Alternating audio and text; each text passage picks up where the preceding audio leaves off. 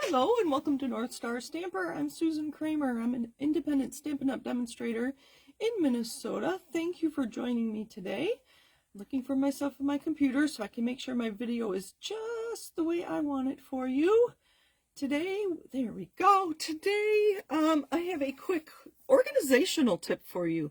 But instead of buying an organization envelope, in this case, we're going to make one. So that's my frugal tip for you.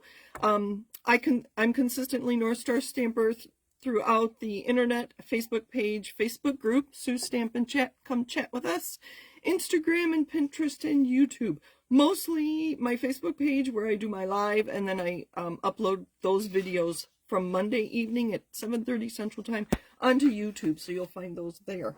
Facebook deletes them after 30 days, so if you're looking for something older than that, check YouTube, it's there. So like I said, we're going to make an envelope to store our 6x6 designer series paper. So the one I've been working with is the Christmas one. Let's see if I have the name here. This is the Christmas Tags and More. It's in the mini catalog that starts September 3rd.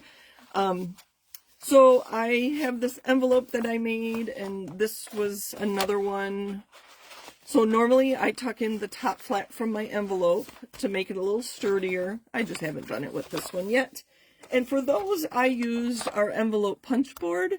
You can see Stampin' Up! Did sell this at one time. I believe they're still available if you go to like scrapbook.com or Michael's, I don't know, use a coupon.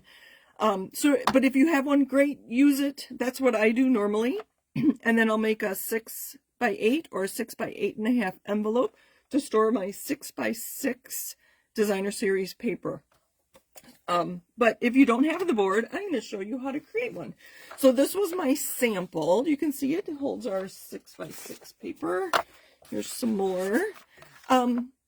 I'm going to change the dimensions a little bit, but this is kind of where we're going. Just an envelope out of designer series paper. Use that one designer series paper pattern, and you do not need 12x12 to do this. Use that one pattern that you just aren't quite sure how you'd use it. I don't know how I'd use this one. So it's old, it's retired, it was a background, I don't know, whatever. So I have a piece of designer series paper.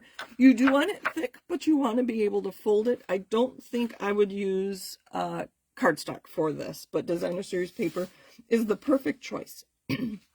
I have a piece here that is 8x10. Excuse me. And then we are going to score it. Get my cutting blade out of the way. I've already cut mine down. It was 12x12. 8x10 1/4. I'm going to score at 3/4 of an inch. So if I like to use this side of my cutting scoring line, because that way the bulk of my paper is on the bulk of my trimmer, in this case my score. So I'm going to put it at 3/4 of an inch and score. I almost grabbed the cutting blade. So I scored that. And like I said, I like to do it on this side, so I'm going to flip it over and do 3/4 of an inch. Those will be our side folds. And then I want it taller than my 6-inch designer series paper. So I am going to score at 7. This is going to give us a 3¼ inch deep pocket, which is what I have here. I like how deep this is. So that's the one measurement I kept the same, the depth of that pocket.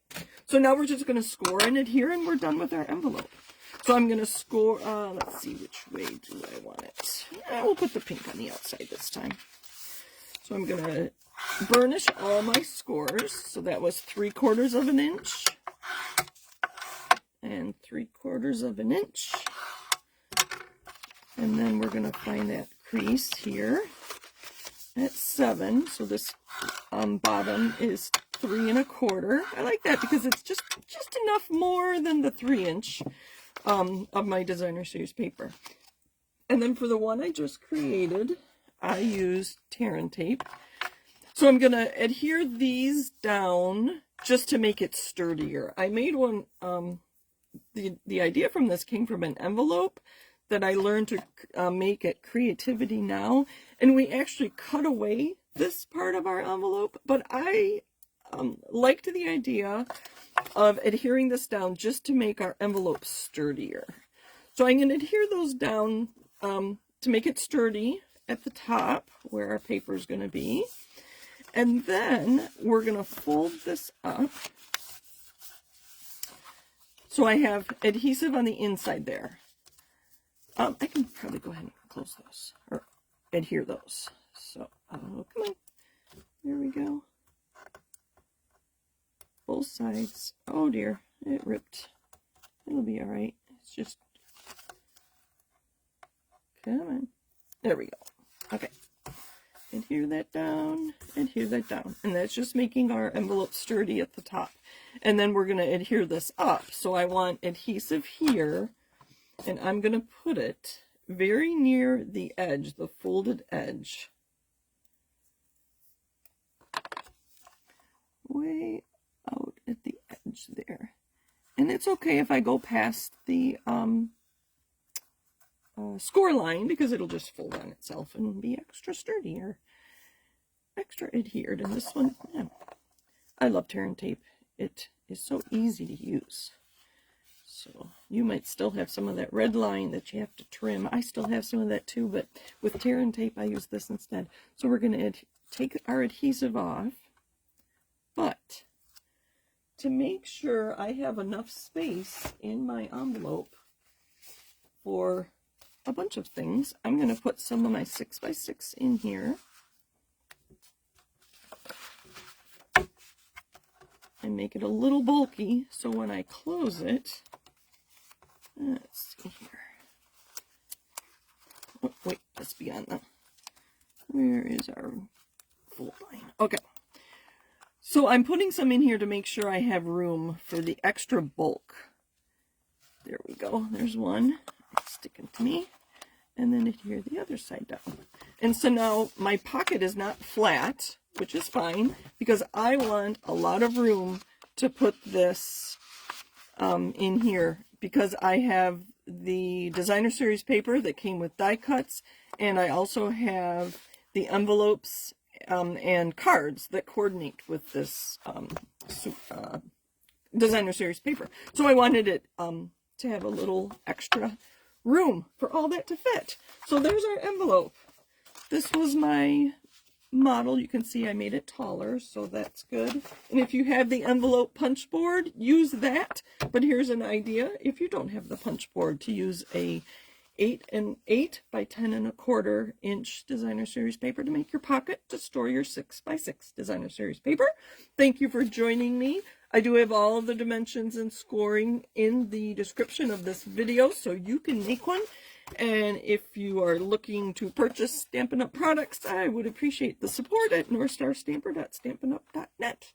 Thanks. Have a great day. Have a great week. And I do take suggestions. If you're looking for ideas for something quick, let me know. I'd love to hear from you.